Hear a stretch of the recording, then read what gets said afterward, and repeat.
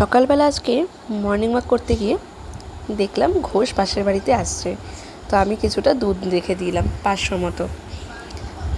আর আজকে শিমুয়ের পায়েস করব বলে, তো কালকেই সকালবেলায় হাজব্যান্ডকে বলেছিলাম যে আগের দিন সকালে বলেছিলাম যে তুমি কিন্তু একটু শিমু এনে রাখবে, তো আগের দিন রাত্রিবেলায় এনে রেখেছিল। তা যেরকম কথা সেরকম কাজ, সকালবেলা উঠে দুধ রেখে দিলাম।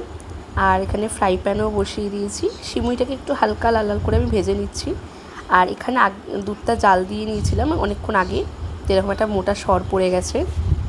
তো সিমুইটা একটু ভাজা ভাজা হয়ে গেলে এর মধ্যে দুধটা আমি দিয়ে দেবো। দুধটা কাঁচা দিইনি, কারণ প্যাকেটে দুধ হলে কাঁচা দেওয়া যায়, কিন্তু যেহেতু এটা একদম গরুর দুধটা একটু জাল দিয়ে নিলে সেটা ভালো লাগে। আর সিমুইটা একটু বেশ নরম নরম হয়ে গেলে এর মধ্যে আমি পরিমাণ মতো চিনি দিয়ে দেবো, আর একটু এলাচ থেতো করে রেখেছিলাম সেটাও দিয়ে দেবো। হয়ে গেল আমার সিমুইয়ের পায়েস। ভালো লাগলে ভিডিওটা লাইক করে চ্যানেলটা সাবস্ক্রাইব করে দিও। Bye bye.